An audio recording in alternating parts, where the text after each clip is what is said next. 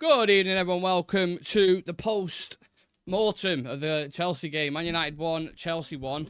We was actually there, Civir, for the last time, weren't we, at Old Trafford, both of us, when it was 1-1 as well. Just seems to be one of those games that always ends up a draw. You know, there's always a bit of a 1-0 or a 1-1. Even at Stamford Bridge as well, I remember Casemiro's equaliser as well, which was 1-1. I remember Marcus Rashford and that Sancho goal where it was 1-1. So, yeah, it's... do you think that was even, though? Both teams? Yeah, just to add to your point, it's officially the most drawn Premier League game. Oh, really? Yeah, yeah, because I was watching it on... Yeah, my stream was on ESPN, so they had all the stats coming up, yeah. So I think it's 26 draws, I think, and I think that's like the most drawn game in PL history. Oh, yeah. I think the difference with this one and the one where we were at, and then the Casemiro, I mean, those were a lot more lively. Like you summed it up really well when you said this is the post-mortem. Like that was dead. The second half was a little bit better, though, wasn't it, than the first? Yeah, it was, but it was just like, yeah, it was a hard one. I'm not gonna lie. With it being like that, I suppose the best kind of place to go is probably talk about some individuals, because I definitely want to talk about a couple, and you'll probably see where I'm going to go with the first one. And I might be wrong, you might be thinking about someone else, but Garnacho, I mean, oh my goodness me. I hate slander. I hate, like, being overly critical because he's a young kid, but he is so extremely wasteful, isn't he? Yeah, he is. And I think, I was just thinking during the game that maybe sometimes it's really not the best when a player knows that he's nailed on to start. Like sometimes they need to get that hunger again. Yeah. They need to taste the bench for a bit, and you need to take them out and then show them that you're not nailed on to start every time, because he was so wasteful. And I knew you were going to go to Garnacho because there was literally I won't say no other culprit, but he was the number one culprit today. Like it's just so unproductive. Sometimes, I like him when he's very direct, but sometimes it's just too direct, and he just lacks a little bit game of out, doesn't it? That's the thing. I like to see him just getting at the end of balls. So for example, the one where he kind of with that miss, that was a really good miss. I think the one where he kind of but he's almost leaning back a bit in it, and he kind of slides. Yeah, and he slides. Yeah, so that I wasn't angry with that, but then other times like where he drops. Do you know where everyone goes forward? He does well, positional, drops, and you've got so much space there. You've got it. Yeah. If that's Cole Palmer, if that's anyone like that, they're just nailing it, aren't they, in the back of the net? And he did it against West Ham as well. That's why I'm getting really frustrated, because the defenders must be pissed off as well. Because it's like, right, we've gone 1-0 up. Bruno's got a pen. Now, if you go get another, you can kill the game off. And because we don't kill games off, there is then always that opportunity that they can get back into it. And that's what they did with it. What was your thoughts on the goal? Which one? Casado's.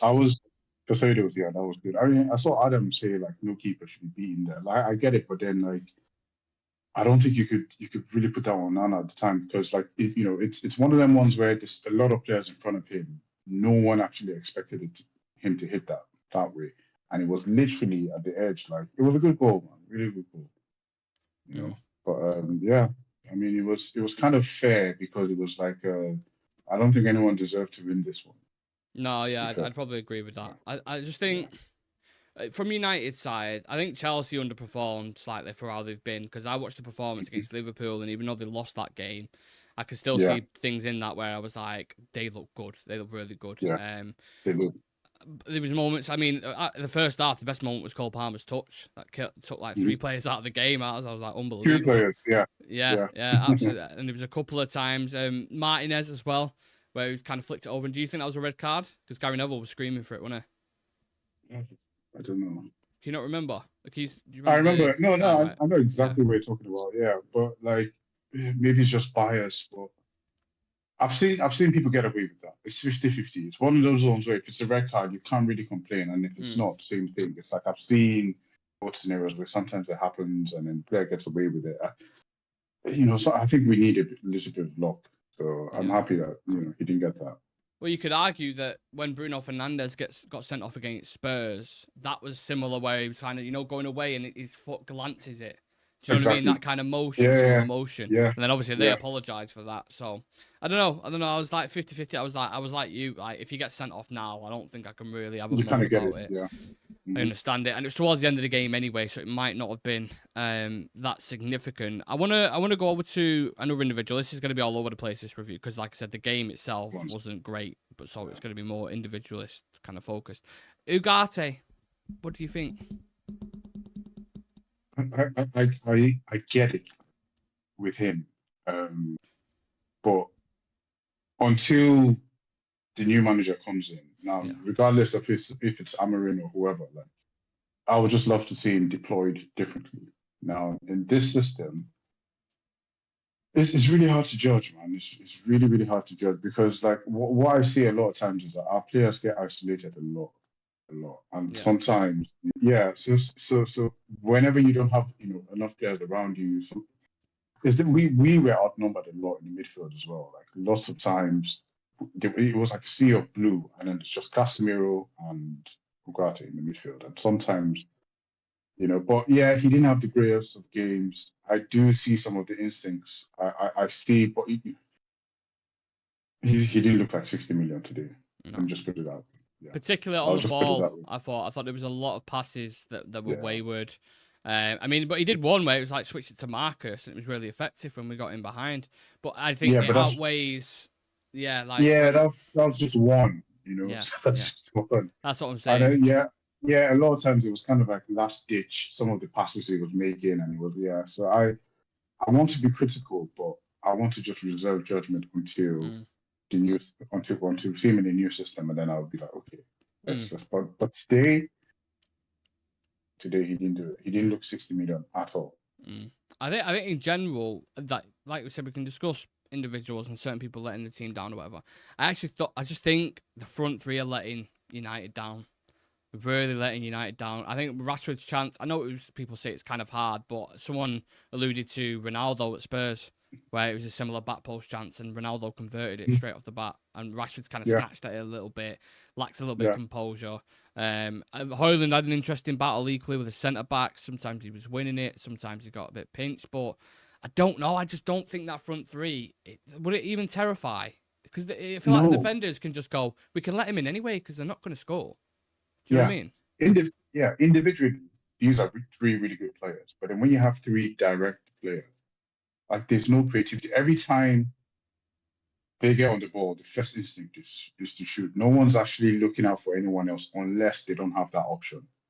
Go straight for it. And then it's just, every time the ball goes over, I just know that nothing's going to come off it. Mm. And it's one of those ones where I think we just need a little bit more balance in the front three. But what And is I that don't like, balance? get Amadou. Honestly, like Mm. playing all three together. I'm not saying that like individually that they're crap. It's just together as a front three. Yeah. It's so unproductive. Like on the stream I was watching, like I think this is the worst goal return we've had Mm. in 31 years Yeah. to start the season, and only Southampton and Crystal Palace. We've only scored more than Southampton Yeah. and I Crystal Palace think so Garnacho's far. got two. He's our highest, and then everyone else has got one. So like Delit, Yeah, Xerxes, yeah, Bruno. yeah. Crazy, And yeah. I think we just need a little bit more balance. A lot of times, if you notice, when we're attacking, it's one player and then there's no one around him. He's just always throughout the season. And I think, when you have a player like Ahmad, like he's so productive, he gets the ball, and there's lots of times when he could easily drive in, but he's always looking out for other players. And I think that you need a player that kind of knits them together. I'd like to see Xerxes and Højlund in some sort of formation, or just something, but not having three direct players. There's no creativity. There's just nothing, and it's no surprise that we haven't scored that many goals this season. I Mm. mean, if the midfield, if I was watching Atalanta against Napoli today, and I was looking at Scott McTominay, I was like, yeah, we could do some of those goals, honestly. It's probably why Ten Hag didn't want to get rid of him, to be fair. Yeah, But yeah, I think it's one of those games. I just, because we are now quite literally, quote unquote, stuck with this attack for the full season. mhm. It's like they either really improve, like significantly improve, and just cut the lack of composure out of the game and start working together, I just think we're going to be frustrated. I'm going to end up having no air left by the end of the season because I think, Garnacho is just, yeah, honestly, bro, he's stressing the life out of me when I watch a game. I'm yeah, like, he's so eager to just get a shot. That's his only sole yeah, focus. yeah, Just yeah, get a shot off. He never, yeah. ever looks for a man. And it's so Never. annoying. Yeah. This is what pisses me off. And I think because them front three know, at least with Rashford and Garnacho, it's almost a given that they're going to start. And that's what I don't like. And that's why I can't wait for Amorim to come. Because when I was watching something today from a guy called Sam Fonseca. I think I sent it to the chat. And he was talking about Amorim, and it's like some of their favorite players at Sporting, like he didn't have a problem dropping them if they didn't, if they didn't fit the system, if they weren't following instructions, like he didn't have a problem with that. And I'd like to see something like that. People like Rashford, even though I like them individually, I don't like the idea that they're just always nailed on to start. Like sometimes you need to have that that hunger back into you. And yeah, and I think with the new manager, I think even if we see them deployed at once, hopefully he's in a different sort of formations in this 3-4-3 thing that everyone's talking about, and hopefully they're deployed differently because at the moment, now this is we're nailed on to finish outside of the top 10, no doubt. It's almost like they've got a God-given right that he should be on the pitch. I mean, both times, it was multiple times in the games where it happened, but with Garnacho and Rashford in particular, there was one moment where Casemiro was fucking screaming at Garnacho where he ended up getting booked. So there was that situation, and then there was one time where I think it was either Mudryk who had the ball, or it might have been Neto or something, and Rashford just lets Cucurella run, and there's an overlapping run coming in, and he could have played it, but he cuts inside, and I'm like watching it, I'm like, you're not productive at the end where it matters most, and then you're not doing the work off the ball to track back. What's the point of being on the pitch? This is the thing. So for me, it's not just about missing opportunities, but it's about spotting chances that, towards the end of the game, Garnacho has the ball. Ahmad is kind of like next to him, and all he has to do is just play him in. But he's just so focused on getting his head down and then just running. And it's like so many times where you could play a player in, or you don't always have to run into a dead end. And the instance that you're referring to was, I think it was with Mudryk, I think, when Garnacho has the ball. And he's just, anyway. Yeah. I think I need to. Yeah, you simmer down and I'll read out the comments. AJ saying, Garnacho did my head in, it's fucking 2 a.m. here. Clearly not happy. UTFR, if I was a striker, I'd be tearing Garnacho to bits. He's a greedy little shit and needs benching. That is very strong. But I get the emotion. Zedit says Højlund would have scored the Xerxes chance. I want to talk about Xerxes, actually. Definitely. So remind me of that. He's like Nane. He's a nightmare. James saying, evening. Keno's ripping United to pieces, apparently, in his post-match analysis. Garnacho's the worst player I've ever seen that people actually rate. Wow. Referees are the most entitled people I've ever seen. Game's not about you. Go away. I'm the ref. Jog on. Social distancing don't exist now. James McGrogan saying everyone's talking about Amorim's style and what he likes, but who's to say he comes in and thinks, right, is this what I have for now? I'm going to have to play 4-4-2 or something else. Yeah, Ten Hag did the same, didn't he? I suppose. Reality is the draw is a good result from where we are. It's Ten Hag was still on the touchline, we would have lost. That's from Adam. Big up Adam. And Gamer TV says Amorim's going to be using Nacho as impact, bro. He's done, man. Can't finish his dinner. Mazo, fire emojis. Yeah. I wanted to talk about Mazraoui, and obviously feel free to respond to any of them comments that are in the thing. But first of all, I want to talk about Xerxes, because I don't want to be too critical because he's literally just joined the club, and I mean, what are we? I don't know how many appearances he's had, but I'm guessing it's a handful or like 6 or 7 or something. It does look off it a bit though, doesn't it? You have to be honest in your assessment. Yeah, I think he did anyway. Yeah. What, today? Yeah, just when he came, just know in general the past couple of games. I think the Leicester game, he was. Yeah, I'm a big fan of Xerxes, but the Leicester game, I think I mentioned it in the chat where he was rubbish. Like he looked really rusty. The Leicester game today, I have to give it up to Fofana, man. Like Fofana defended, like Chelsea really defended well. I didn't see too much in I mean, he was feeding off scraps today, to be honest. In my opinion, Mm. I felt like he was feeding off scraps. So it wasn't enough for me to assess him. I didn't rate Hoyland either today. Yeah, I'm yeah. not gonna I lie. agree. I agree. I didn't. Yeah, I I didn't think rate him. physically, some of his battles he did really well, hold like thingy, Yeah. but at times where he's running I with just, it. yeah, yeah. So exactly like, and then today there were times when the ball fell to Xerxes when I thought, well, if that was Hoyland. So for example, when he's threw in, Yeah, yeah. and Fofana catches up to him, like Hoyland would have left him for dead. But it's just one of those ones. I think it was feeding off scraps.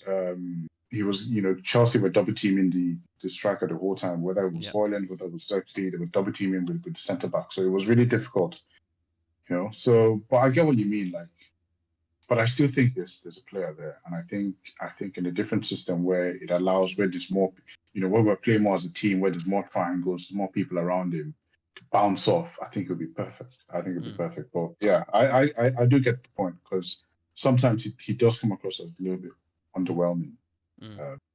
Yeah, I'd rather see somebody made a comment just now about Garnacho being an impact sub. I'd love to see Garnacho and Hoyland as impact subs because if I'm a defender and I get people like that coming on in like the 65th minute or the 70th minute when I'm starting to like tire, like that would be scary. I'd like to see players like that come on as a sub. But yeah, the issue is, Civir, I would argue all of our front three are impact subs, our starting front three.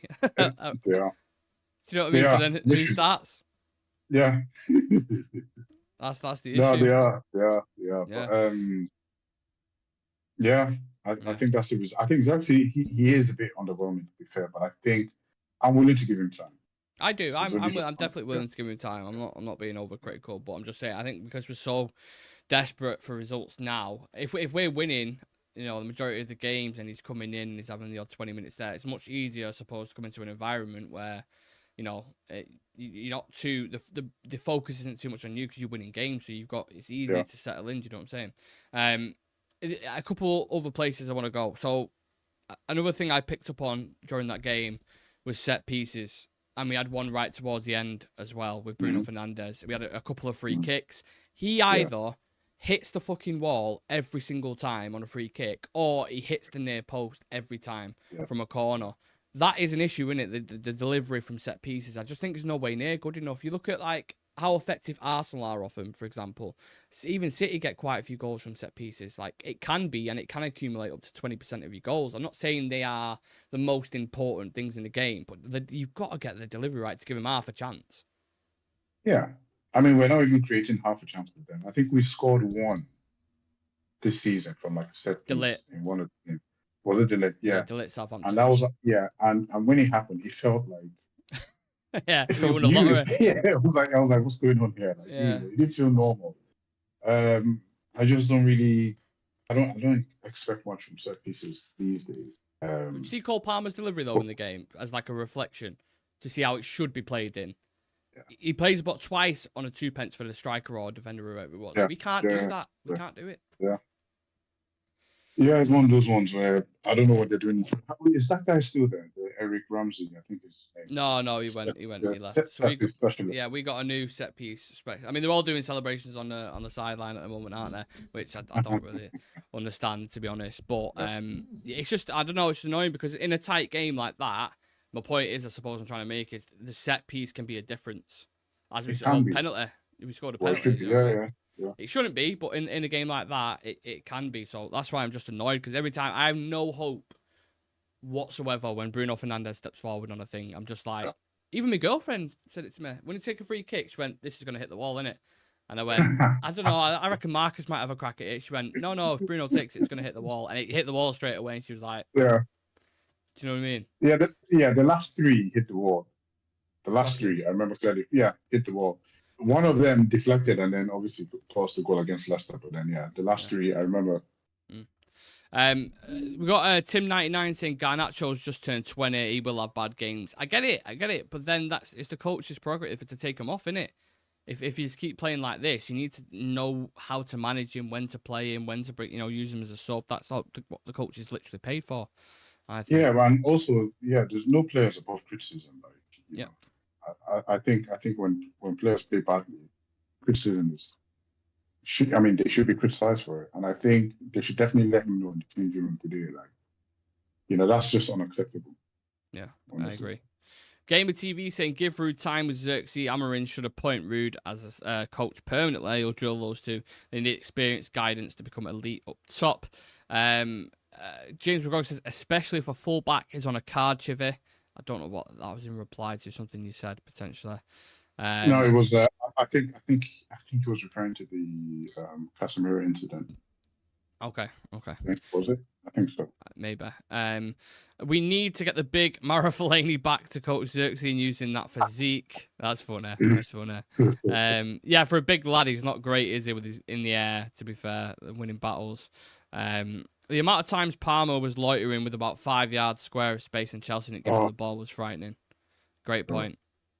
Yeah. I saw that a lot. And then it's like screaming at your TV the whole time. It's like, anyway. Yeah. If we're to clutch onto positives, Chivy, I thought Mazraoui was fucking really good. Just speak about his performance a little bit, what you liked about it.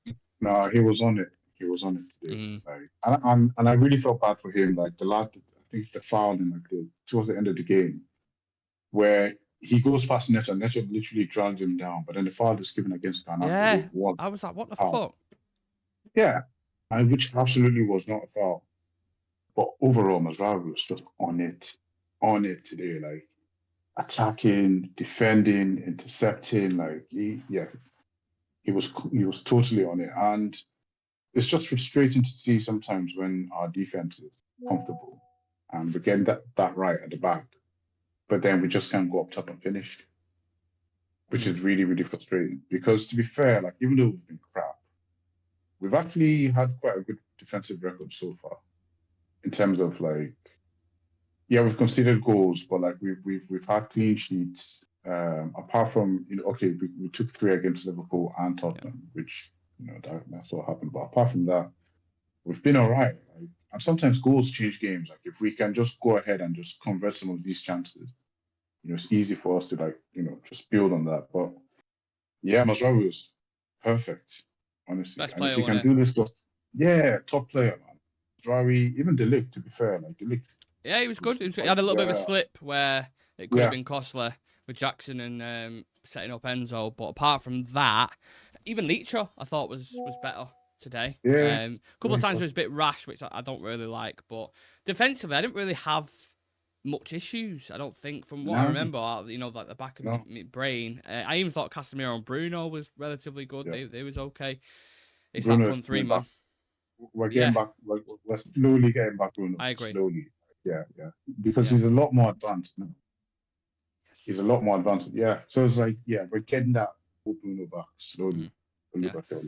A couple of quotes coming from Roy Keane. You'll appreciate these, Trevor. The team are way off top 4 and competing. They are average at everything. Some of these Man United players think they're better than they are. Some strong words there. This is a long way back for this team. Ruben Amorim should have signed a longer contract. It's not good. Really disappointing performance.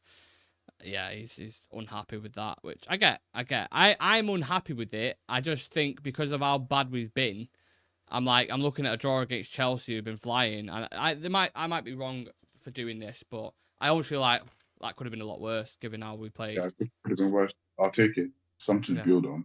I'll definitely take it 100%. But because I know under 10 Hag, this probably might have been a loss. Because the one thing about Rude is we're not playing as good as we should be, but it feels like the players have just a little bit more freedom.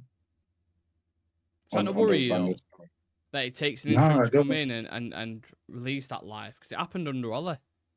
No. But what I think the thing is, because I think Ten Hag was just a bit too rigid, and he just wanted everyone to do everything in a certain way. But then sometimes you need to let players express. So there's a lot more expression. Like Casemiro, he just feels like the shackles are dropped. Like it's almost as if he's just been told, just be free, express yourself, right? And I think that's what I'm alluding to. So it's not like there's a new manager and they're trying. I think it's just the manager has kind of just given them a little bit more freedom to play. I said on the That's what afternoon. it looks like. Sorry, I said on the afternoon show today. I'm always willing to be open and say like I got it wrong. Not like I got it wrong, but Casemiro after that Liverpool game, I was just like, I just can't. I don't know how he's going to get back into this team, man, because he's just it looks so low on confidence. It looks broken. I don't understand it. But in fairness, the Leicester game got a brace today. You know, a couple of the passes that he played through, his defensive work was really good. He wasn't always more advanced than Ugarte. Sometimes him and Ugarte would swap over, and he would be I like protector. that. Yeah. So I liked the performance, and I remember it happening with Nemanja Matic as well. There was a season where everyone was like writing him off and said he's gone, and then he came back and had a really good season as well. So I'm open to it. And he's got experience. You saw like the situation that we was describing before with Garnacho, where he's fucking bollocking him, and those players need that. They need that. Like Roy Keane's just touched on there, he's saying that they think they're better than what they are. They need a reality check quick. And players like Casemiro will do that. So no qualms with his performances. Yeah, spot on. I think, especially like in the changing room, like he'll be invaluable to some of the young players. I think, that's one of the reasons why I wanted Varane to stay. But obviously, in hindsight, that kind of worked out good for us because I thought even if Varane wasn't starting every game, where you have people like Varane, you've got Casemiro, you've got Bruno in the changing room, like. People need to look to those kind of figures and kind of learn from them. But I think I'm still happy for Casemiro because obviously I was one of the people like I felt like the old man, the old guy screaming alone, like just like just give this guy a chance, like just we top player, and I'm really happy that he's really working out for him. Yeah, me too, and hopefully he has a feature under Amarin. I'm not sure which. I'll say one more thing. Actually. I think if we had a fit Mason Mount, I think. Wait, hold on a minute. Hold on a minute. I know. Go on. Let me popcorn. Let me hear it. Yeah, I'm glad you're here for me to say. But I think because today I was pulling my hair out. I was like, man, even if we had a fit Mason Mount to just give us something different. Yeah. And I think, because what I'm hearing about Amarin, he plays 210. Yes. Right. So you never know. I mean, he played his best football under Tuchel in that same position. Yeah, when he played 3. Yeah, because he's not a winger and he's not exactly a 10. Yeah. He's one of those old school advanced forwards. And I think he would literally fit into the system. But obviously I'm just going by what people are saying. Yeah. But I think I just wanted something different, and I feel like he would have given us slightly something different from just the direct sort of play with Rashford and Garnacho.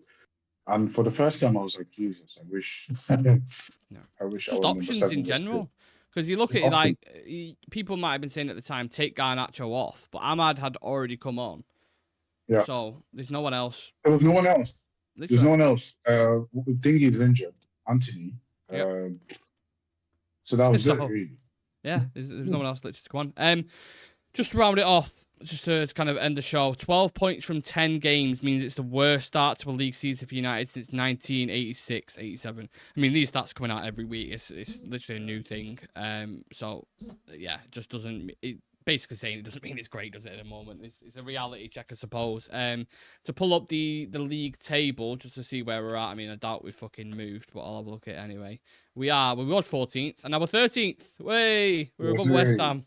We're above West Ham in 13th. And it's a bit annoying, because we went 1-0 up. Had we won that game, we would have gone 3 points behind Chelsea and 4 points behind Arsenal. Which... So, are you kidding? No, that's legit. So Arsenal are on 18 points at the minute. If we would have won that game, we would have gone to 14 points. That's crazy, isn't it? Well, yeah. So where are our rivals? Forest. They're third, mate. First. Third. On Forest 9th. Is third. Forest are third, yeah. So Liverpool, City, Forest, 19 points. Okay. Yeah. So they are Nottingham Forest are currently 7 points ahead of us in the league. Crazy. Well, Amarin can come quick enough. Yeah, just I think we can both agree on that. Yeah. Pause. Thank you very much. And that's definitely, we can end it there. Thank you very much, everyone who's tuned in. Please do, like James has just said, leave a like on the video for us. Nice to see so many of you in the chat giving your opinions.